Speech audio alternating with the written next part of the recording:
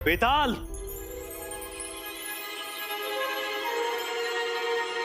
भयभीत होकर कहां छुपे बैठे हो? सामने आओ।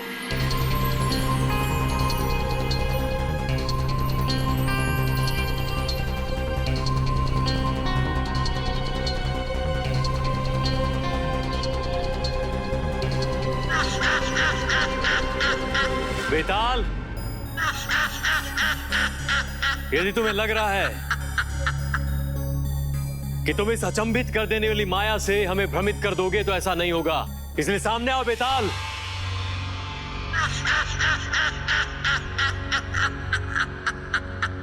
हंसो मत।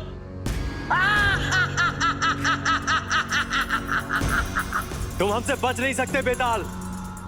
विक्रम, इस वृक्ष को तनिक ध्यान से देखो। इस वृक्ष के नीचे तू खड़ा है, ये कोई साधारण वृक्ष नहीं है, ये कल्प वृक्ष है। इससे जो मांगेगा तुझे मिलेगा, तेरी हर मनोकामना पूर्ण होगी।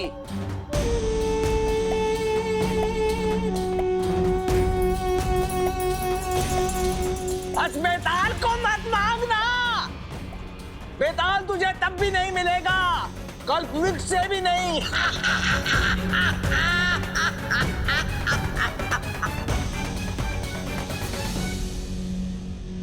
बेताल, कल्प वृक्ष की कल्पना वो करते हैं जो आलसी होते हैं, जिन्हें अपने पराक्रम और कर्म पर विश्वास होता है। उनके लिए संसार में पग पग पे कल्प वृक्ष होते हैं।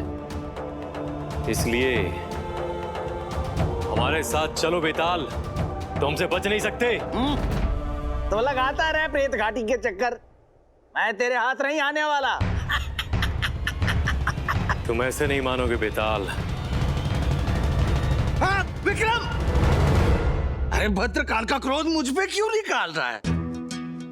भद्रकाल का तो कुछ बिगाड़ नहीं पाता, बस प्रेत घाटी के चक्कर लगाता रहता है। जाके उसे मार। मैं तो तेरा तरह तरह से मनोरंजन करता हूँ, कोई कथाएं सुनाता हूँ तुझे, फिर मेरा जीवन नरक क्यों बना रहा है विक्रम? हमारे साथ चलो बेताल, तुम्हें इस नरक से मुक्ति मिल जाएगी। विक्रम! अरे अरे क्या कर रहा है विक्रम? तनिक ध्यान से विक्रम, छोड़ दे विक्रम।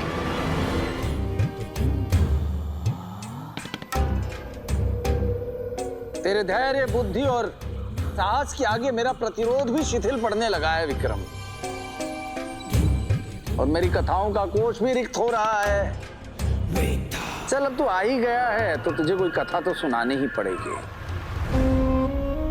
चल, आज मैं तुझे ऐसी कथा सुनाता हूं जिसके विषय के बारे में कोई नहीं जानता।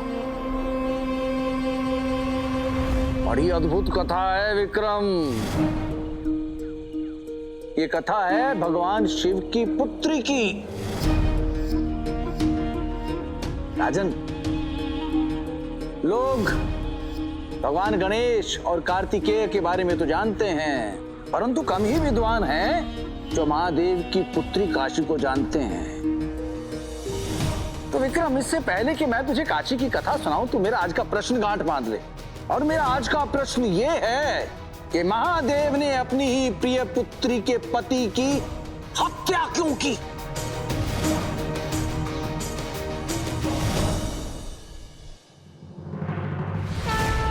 बलार, तुम चाहे मेरी पुत्री के पति हो, किंतु अब तुम जीवित नहीं रह सकते।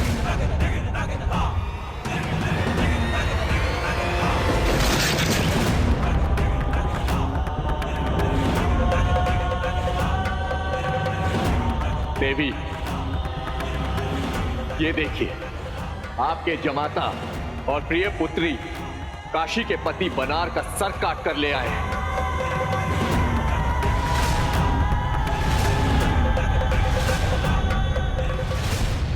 राजन, वो कौन सी विकट परिस्थिति आन पड़ी थी जिसमें महादेव ने अपनी ही प्रिय पुत्री के पति के शीश को उसके धड़ से अलग कर दिया? राजन, कितने आश्चर्य की बात है कि संसार इस विचित्र कथा के बारे में कुछ भी नहीं जानता।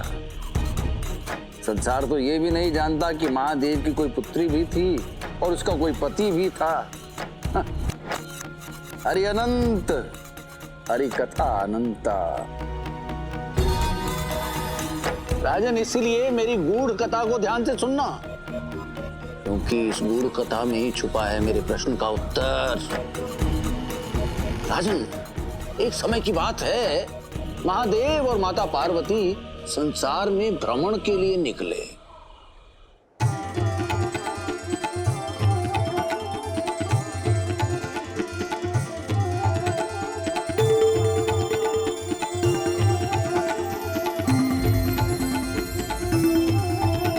प्रभु, वहाँ ये भीड़ कैसी? लगता है कुछ विशेष हो रहा है। ये संसार बड़ा विचित्र है, यहाँ कुछ विशेष ही घटता रहता है। आओ, हम आगे चलते हैं। प्रभु, पल भर ठहरिए तो।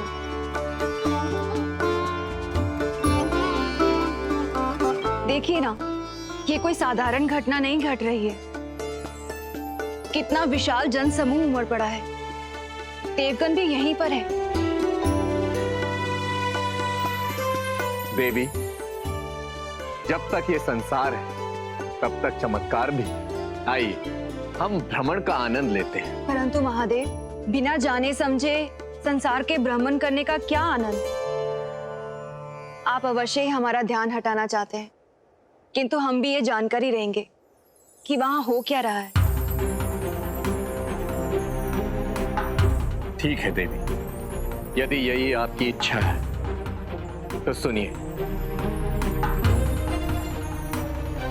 ये जो वृक्ष है, ये कोई साधारण वृक्ष नहीं है। ये कल्प वृक्ष है। पलक झपकते ही किसी की भी सारी मनोकामना पूर्ण कर सकता है। प्रभु, हम ये बात तभी मानेंगे जब हम स्वयं इस कल्प वृक्ष की परीक्षा ले लेंगे। परंतु देवी, ऐसी कौन सी इच्छा शेष रह गई है जिसके लिए आप कल्प वृक्ष तक जाना चाहती हैं? हम ये देखना चाहते हैं प्रभु कि आप जो कह रहे हैं वे सत्य है अथवा नहीं। समझ गए देवी, आप हमसे अपनी इच्छा छिपा रही हैं।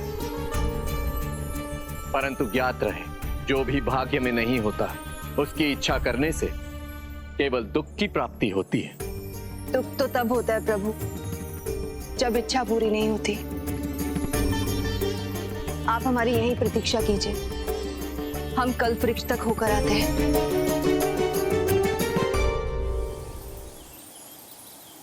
हे कल्पवृक्ष, मुझे इस संसार का सबसे धारदार खड़ग प्रदान करो ताकि मैं अपने शत्रुओं का विनाश कर सकूं।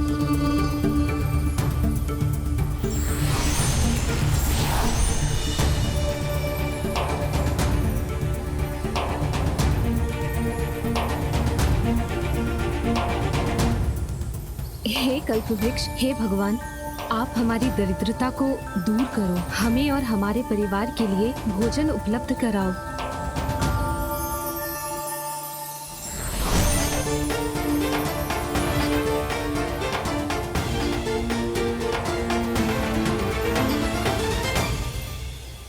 महादेव, ये वृक्ष तो वास्तव में चमत्कारी है। सबकी मनोकामना और इच्छा पूर्ण कर रहा है। हाँ देवी, ये कल्प वृक्ष है। परंतु जो सुख भाग्य और सामर्थ्य में ना हो उसे त्याग देना चाहिए। यहाँ सभी लोग इस वृक्ष के माध्यम से अपने जीवन में संकट के बीज बो रहे हैं। आइए देवी, हमें भ्रमण पर चलना चाहिए। महादेव, हमारे मन में भी बहुत समय से एक इच्छा है। देवी, हमें भय है कि आपकी ये इच्छा किसी बड़े संकट का कारण ना बन जाए। प्रभु, आपको हमारी इच्छा का निरादर करने में क्या आनंद प्राप्त होता है? कहां तो आप असुरों को आंखें मूंद कर वरदान देते रहते हैं, और कहां अपनी पत्नी की एक इच्छा पूरी होने पर आप भयभीत हो रहे हैं। देवी, नहीं महादेव, अब हम आपकी कोई बात नहीं सुनेंगे। हमने निर्णय ले लिया है, हम कल्प वृक्ष से अपनी इच्छा पूरी करवा कर ही रहेंगे।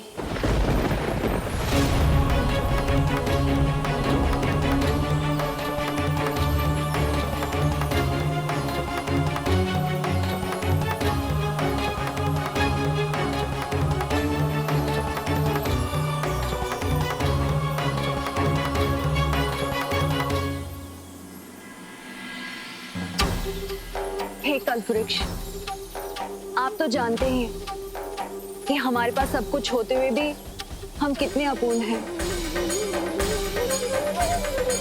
हमारी वर्षों की मनोकामना को पूर्ण करे कल्पवृक्ष। हमारे मन में जो है उसे सत्य करे।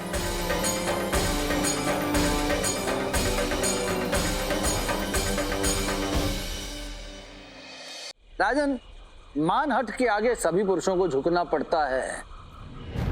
भला कौन सोच सकता है कि महादेव की पत्नी के मन में भी कोई अपूर्ण इच्छा दबी हो सकती है? बता राजन, ऐसी कौन सी इच्छा थी जिसे पूर्ण करने के लिए माता पार्वती इतनी व्याकुल थी? मैं जानता हूं तुम मुंह नहीं खोलेगा तो सुनो और गुनो, क्योंकि कल्पवृक्ष ना केवल माता पार्वती के मन की बात को समझ गया, बल्कि पलक झपकते ही उसे पूर्ण भी कर दिया।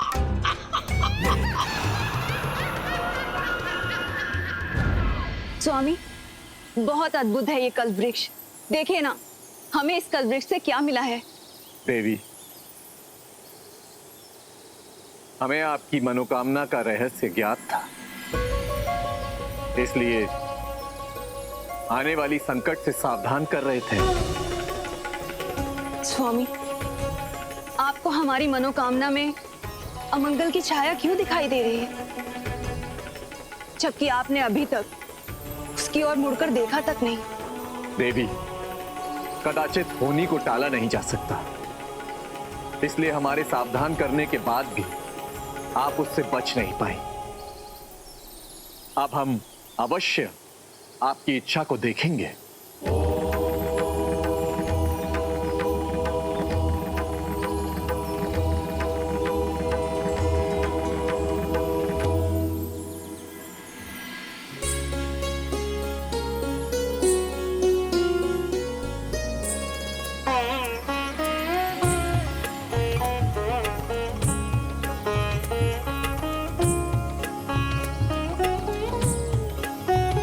पिताश्री, अपनी पुत्री का प्रणाम स्वीकार करें।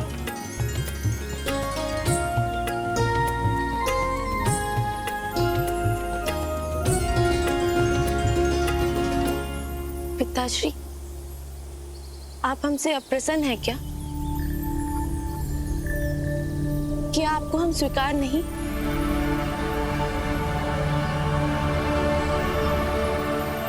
पुत्री तो पिता का सौभाग्य होती है। कौन अभागा पिता अपनी पुत्री को अस्वीकार करेगा? हम तुम्हें हृदय से स्वीकार करते हैं पुत्री। स्वामी, एक स्त्री तभी पूर्ण होती है जब उसे समझने वाली पुत्री उसे मिल जाए। कई वर्षों से हमारी ये चाह थी, जो आज पूरी हो गई। स्वामी, अब हमें सर्वप्रथम अपनी पुत्री का नामकरण करना होगा। भला संसार हमारी पुत्री को क्या कह के पुकारेगा? हमारी पुत्री का नाम होगा काशी। सारा संसार इसे काशी के नाम से जानेगा। काशी? हमारी पुत्री काशी।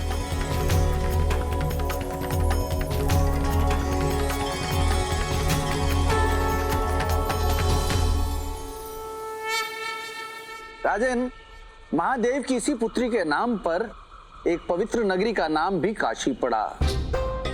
लोग अपने जीवन के अंतिम समय में काशी में जाते हैं, काशी की शरण में जाते हैं। कहते हैं काशी में मरने से मोक्ष की प्राप्ति होती है। राजन, अगर तुम भी मोक्ष की प्राप्ति चाहते हो तो तुम भी काशी जा सकते हो। किंतु मोक्ष प्राप्ति के चक्कर में तुम मेरा प्रश्न मत भूल जाना राजन, कि महादेव ने अपनी ही पुत्री के पति की हत्या क्यों की। यदि प्रश्न स्मरण हो गया हो राजन, तो कथा सुनो। अपनी पुत्री काशी के साथ भगवान शिव और माता पार्वती कैलाश पहुंचे, क्योंकि काशी का जन्म आकस्मिक घटना से हुआ था, इसलिए उसका भाग्य लिखा जाना शेष था। इसलिए काशी की शिक्षा और उसके भाग्य निर्धारण के लिए भगवान शिव ने उसे भृगु ऋषि के पास भेज दिया।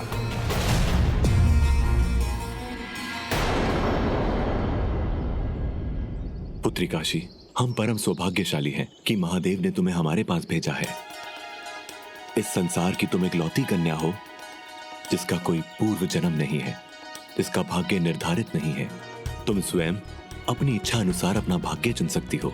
तुम कैसा जीवन, कैसा घर और कैसा वर चाहिए, तुम स्वयं चुन सकती हो। बोलो पुत्री काशी, तुम्हें कैसा जीवन चाहिए, कैसा वर चाहिए? ऋषिवर,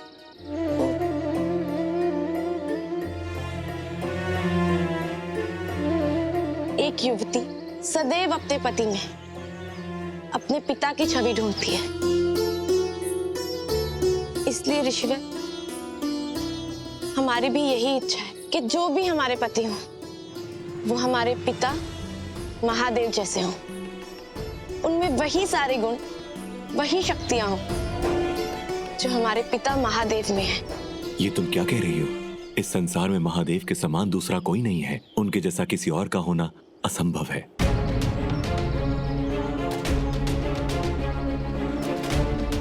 ऋषिवर, हम नहीं जानते कि यह असंभव है या संभव, परंतु यही हमारी इच्छा है और हम ये इच्छा नहीं बदल सकते।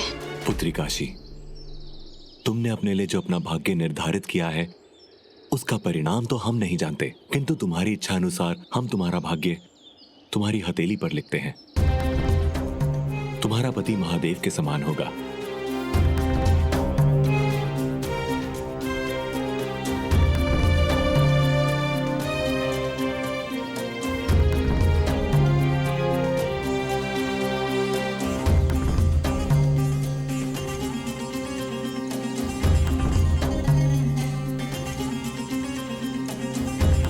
परंतु उसका जन्म कब और कहां होगा ये तो हम नहीं जानते और ना ही विधाता जानते हैं। ये नियति तुम्हारे भाग्य के अनुसार स्वयं निर्धारित करेगी। भाग्य और नियति संसार की सबसे रहस्यमयी अवधारणा है, किंतु उसका एक सत्य तो निश्चित है कि उद्यम से इंसान न केवल अपना भाग्य लिख सकता है अपितु उसे बदल भी सकता है। कहते हैं कुछ लोगों का भाग्य एक दूसरे के साथ जुड़ा होता है, जैसे तू और मैं। राजन, ऐसा संसार में पहली बार हो रहा था कि कोई व्यक्ति स्वयं अपने भाग्य का निर्धारण करे। भाग्य तो अटल है, एक बार लिखा गया तो होकर रहेगा। इसलिए काशी के भाग्य से संसार में उस बालक का जन्म हो गया जिसे महादेव होना था। उसका जन्म अयोध्या के राजा आयुष के यहाँ हुआ। राजन, हे भोलेनाथ, हमें ये पुत्र आप ही की कृपा से प्राप्त हुआ है। इसीलिए हमें पूर्ण विश्वास है कि हमारा ये पुत्र आप ही की तरह प्रतापी और शक्तिशाली होगा और इस संसार में यह ऐसा कार्य करेगा कि इसका नाम आपके समान सदा सदा के लिए अमर हो जाएगा। राजन, राजा आयुष की बात भी झूठी नहीं थी। काशी के भाग्य से ही उनके यहाँ पुत्र का जन्म हुआ, इसलिए उसमें महादेव जैसे गुण होना तो पूर्व निर्धारित था। और उधर शिवपुत्री काशी ऋषि भृगु के यहाँ शिक्षा ग्रहण कर रही थी। चूंकि काशी ने स्वयं अपने पति और भाग्य का निर्धारण किया था, इसलिए दिन रात उसी की कल्पना में डूबी रहती। राजन, भले ही काशी का कोई अतीत ना रहा हो, परंतु भविष्य तो अवश्य था। और भविष्य में केवल सुख ही नहीं होते राजन, संकट भी होते हैं जिनसे काशी पूरी तरह अनभिज्ञ थे।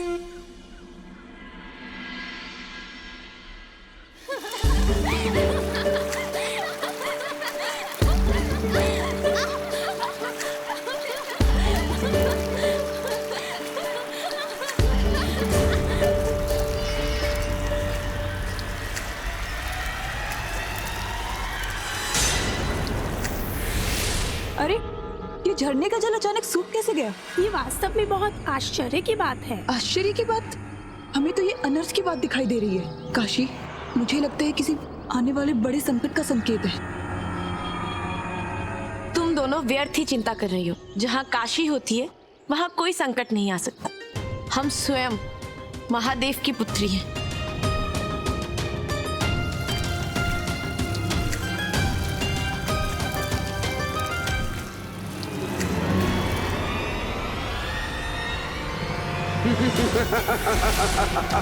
जिसका भय था वही बात हुई। इतना भयानक असुर। सुंदरी, मैं तुम्हारे जितने समीप आ रहा हूं उतनी ही तुम्हारी सुंदरता बढ़ती जा रही है। भागो यहाँ से।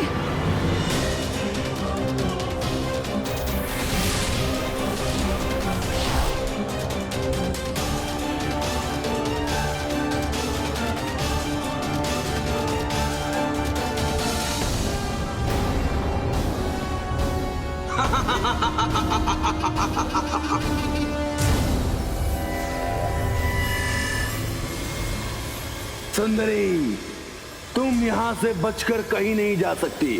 तुम्हारे केवल एक स्नान से तुम्हारे भाग्य बदल गए। देखो अपने पति को।